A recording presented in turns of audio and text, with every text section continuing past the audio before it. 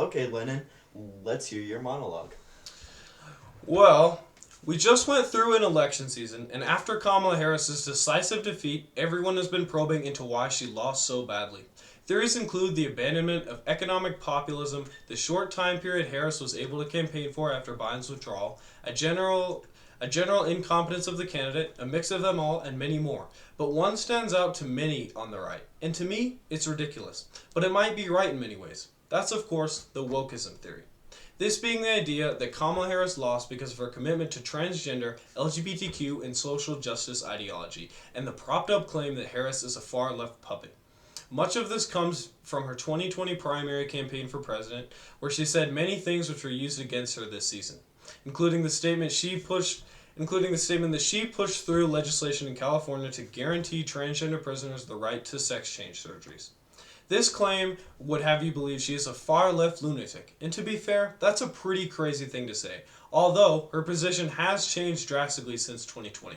In an interview with NBC News last October, Harris was asked about gender affirming care, where she actually dodged the question, simply stating that she believes we should follow the law. Harris didn't campaign with transgender individuals at all in her 2020 bid for the presidency. She actually didn't really mention transgender people in any way. I'll be honest here. Kamala's 2024 campaign was somewhat incoherent and didn't have a solid message that she was able to run on. But of what she was able to get out, none of it was on this issue. But, as always, the right came up with their old faithful position of attacking transgender people to rile up their base. When considering all of this, we have to think about the Pennsylvania they-them ad, where Trump capitalized on the statement from Kamala Harris in 2020 about taxpayer-funded sex change surgeries for prisoners. It was one of the most effective messages by the Trump campaign this season, with a message that Kamala Harris is for they-them, and that Donald Trump is for you. But let's really put this into perspective. The amount of transgender people in America ranges from 1.3 million on the low end to 3 million on the high end. At max, 1.14 Americans identify this way. 1.4%. And there's much more to talk about here too. The right jumped on the story of Amin Khalif, a biological male, beating Angela Carini in the Olympics, when it turns out she's actually a biological female with two X chromosomes, born in a place where it is illegal to even identify as transgender. But even if Amin Khalif was a male, even if the amount of Americans identifying as transgender was slightly higher, even if in some niche instances schools in California had a Pride Day, the question still remains, who the hell cares?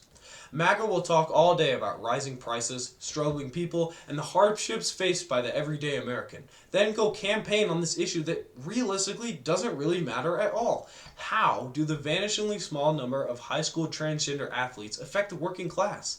How does a small minority of people asking their friends to call them different pronouns affect the prices Americans face at the grocery store and the gas pump? The answer is that it doesn't at all. But Republicans know that they have to campaign on it as a supplement for actually popular policies, which the left holds most of.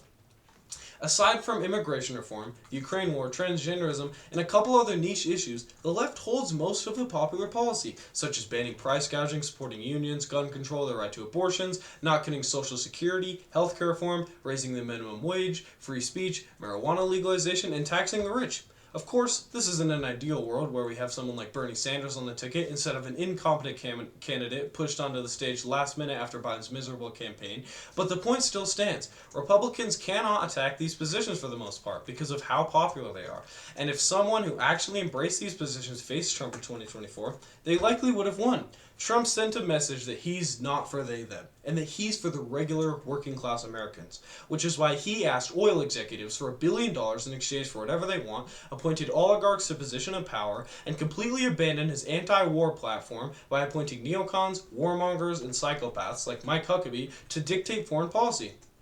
I do not agree with the tenets of transgenderism, but the backlash against it has actually caused more harm than it has, and transgender people have a drastically higher chance to be murdered in the US than people who aren't transgender do.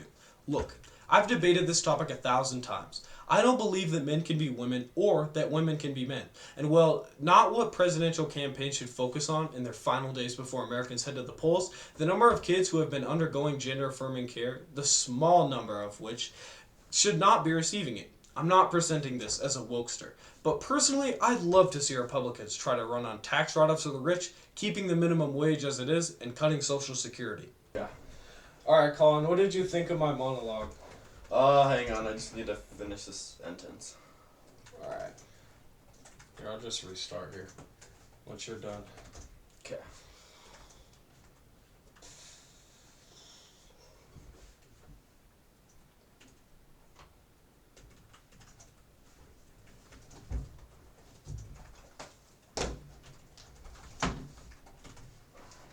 Okay. Alright, Collin, what did you think about my monologue? Okay, so I would just ask you to clarify real quick. Why do you think that Kamala Harris lost the election? I think she was an incompetent candidate. I mean, it's a lot of factors. I would say that, I mean, she was just a generally incompetent candidate. She wasn't able to send a coherent message. She wasn't able to distance herself from Joe Biden. I mean, when she was asked on The View, what's your difference from Joe Biden, she wasn't able to say anything. And Joe Biden is an extremely unpopular president.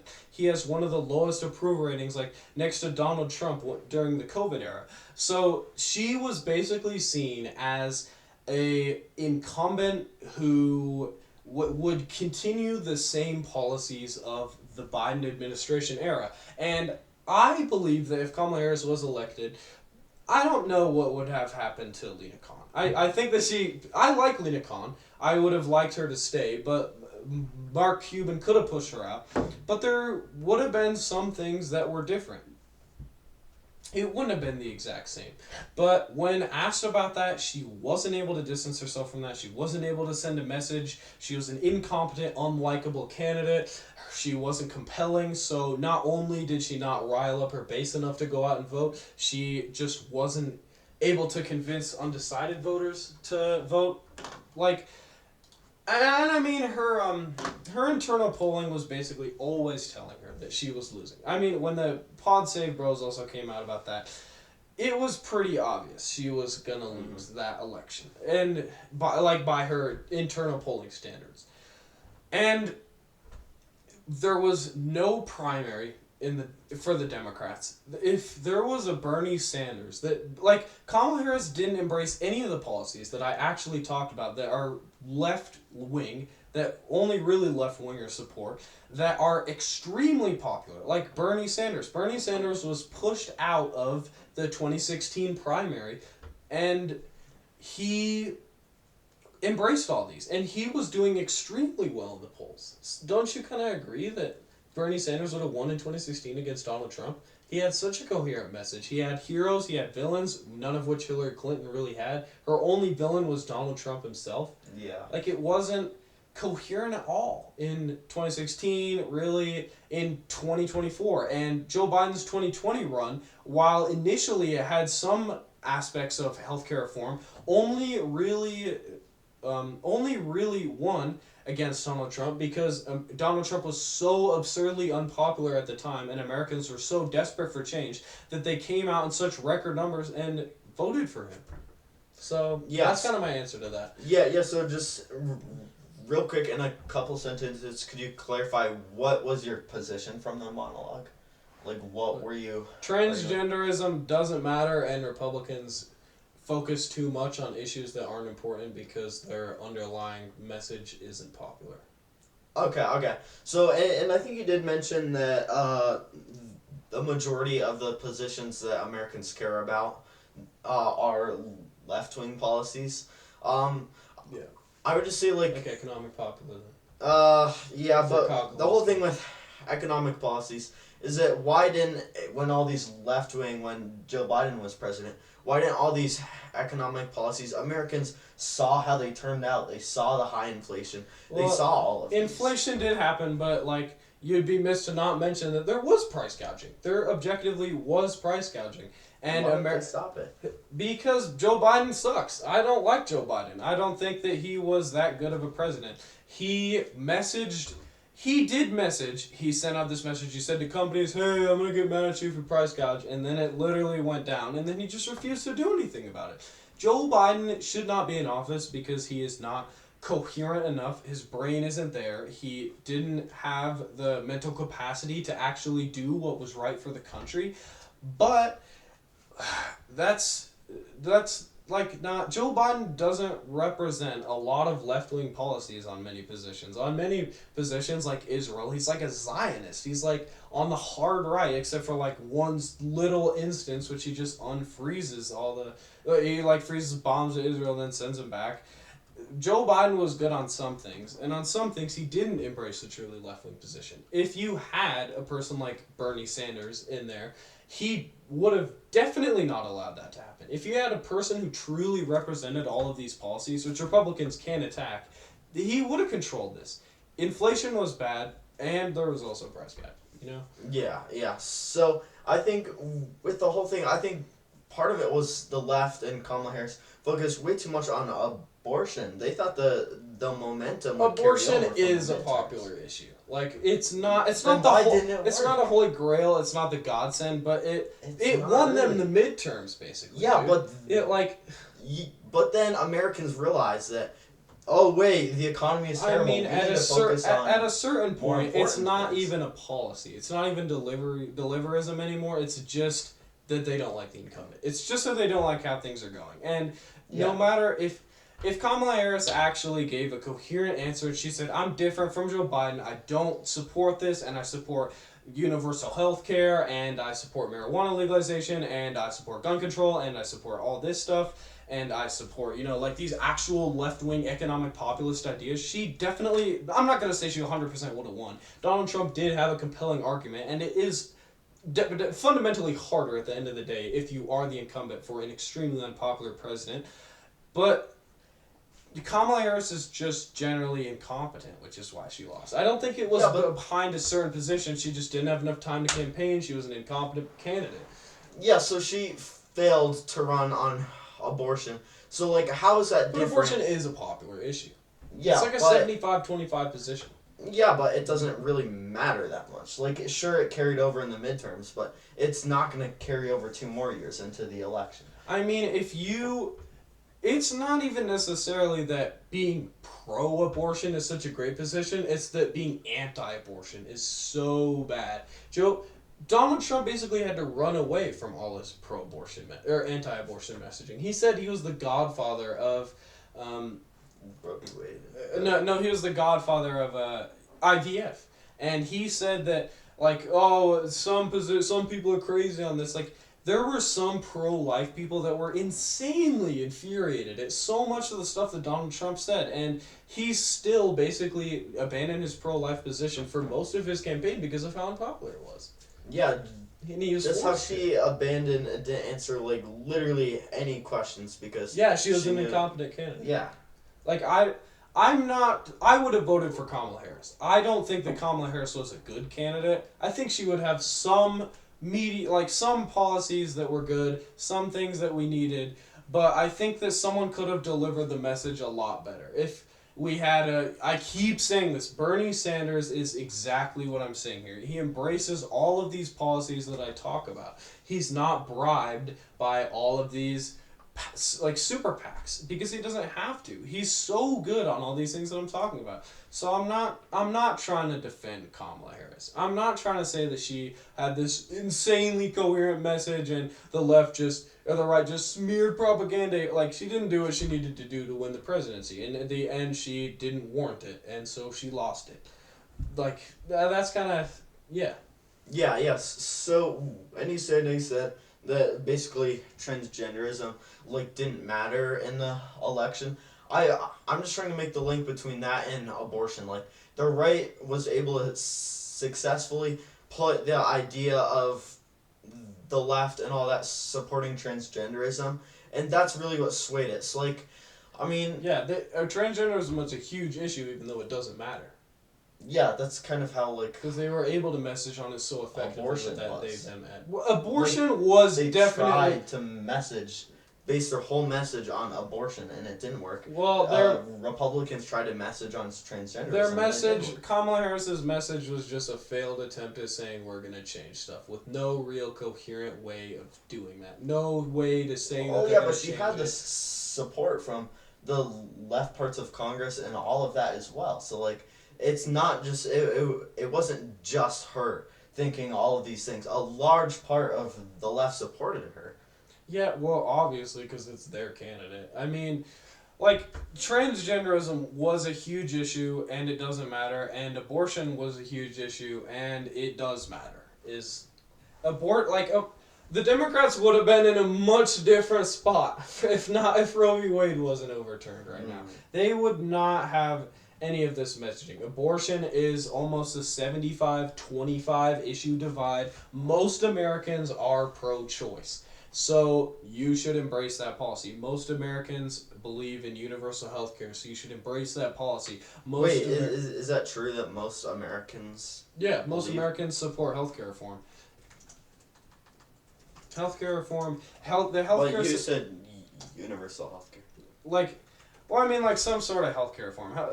Complete universal healthcare. 62% support with universal. Would you favor all national healthcare plan? 55% oppose.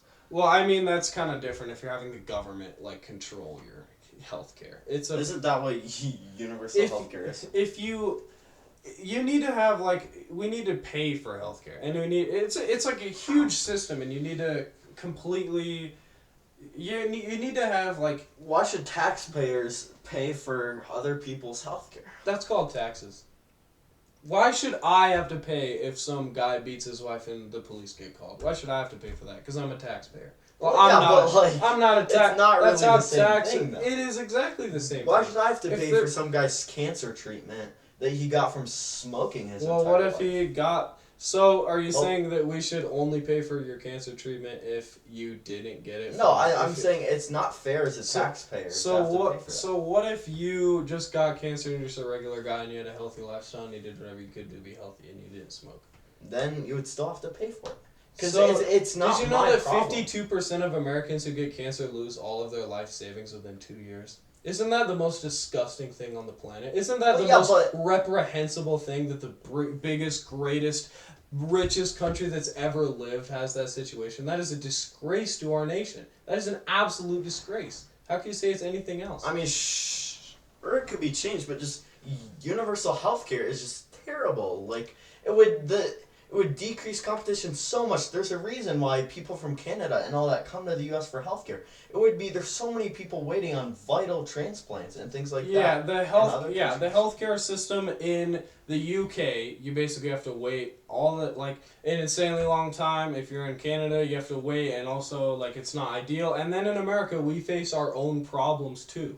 We should be the greatest country on earth. This is supposed to be an experiment where we're trying something different and we're trying something new and we're trying to be the greatest. And we as a country are 100% able to provide this system for Americans. There is no way that we can afford to give $85 billion to Ukraine, $30 billion to Israel, give all these tax write-offs to the rich. Elon Musk is worth $450 billion. Well, but this isn't communism. You can't just have him give us all of his money and... No, we need to tax them to absolute death, and so that they you should not be able to be worth $450 million. You shouldn't be able to do that. You fundamentally should not be able to acquire that much wealth. Unless you're an asteroid miner, at Elon Musk's tax bracket, he should be getting taxed 95%. 95%. He should be taxed 95% of his income, because you shouldn't be able to acquire that much money. And if you're... Why not? Because it's like a dragon in a lair, all this wealth that you're never going to use, that honestly isn't even Elon... Yeah, but he worked for it. He earned it. Yeah, but I don't care. You shouldn't be able to... The top 10 wealthiest Americans should not be able to control 7% of our entire economy just because they... Elon Musk had a emerald mine in South Africa, and then he came to the U.S. and worked hard. You work hard, and then you control our entire congressional system and are able to primary anybody that disagrees with you, and you're able to control this wealth that could be used to do so much good, but just because of the merit, you're able to work for it. Elon Musk doesn't deserve to live in some shack. If people say that billionaires shouldn't be able to exist, if you're Elon Musk and you've acquired this much and done this much, sure, you can be a billionaire. Do I think you should be able to acquire $454 billion? No.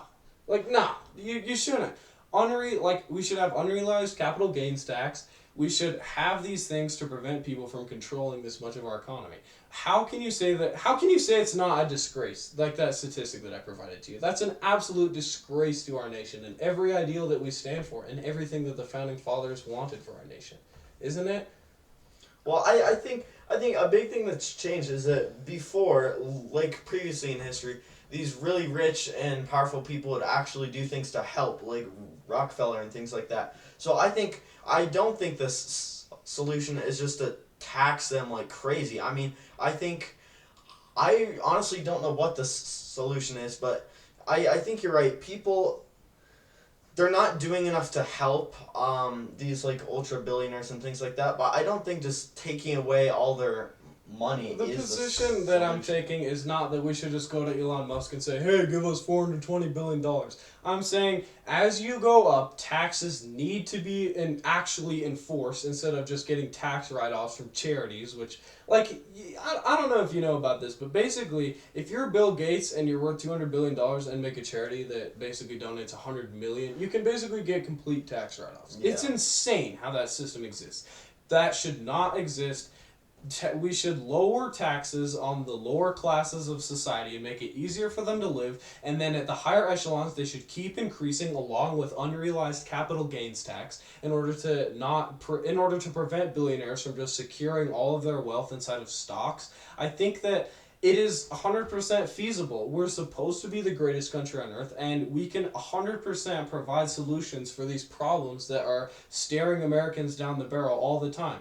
Most lower income Americans can't afford an ambulance ride. Most Americans, even the ones that have health care, if their kid gets sick, they have to decide whether to take them to the doctor if it's merited or not. That is disgusting. It's disgraceful, and it's an affront to everything that we should stand for and what the founding fathers meant for this experiment, right?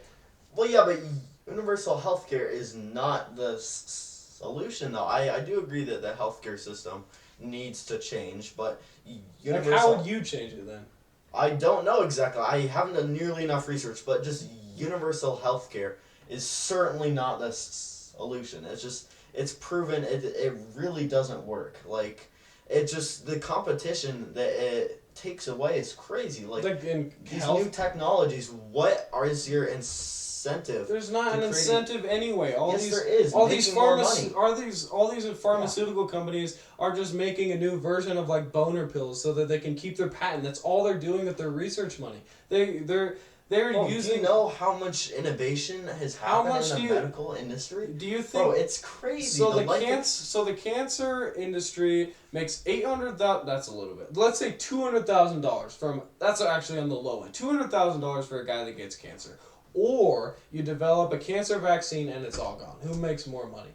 The people who treat the cancer make $200,000. It's not that simple though. Yes, it is. If you make drugs that solve all these problems, a cancer, you can't just invent a cure to cancer. It's so complicated. So it's more difficult. It's so easy to take that position, though. If you actually innovate, invent a cancer. If you actually innovate and make prices as low as you can to be competitive, I mean, that's one of the things about like true capitalism is that competition doesn't truly exist. That's the reason why airlines in America are so bad, because they've all mutually agreed, look, we're not going to compete with each other. American Airlines and Delta and United Airlines have basically all said, look, we're fine. We're not going to compete. We're not going to actually try to do this. And that is not what capitalism is meant to create in society. It's meant to create they are competing, though.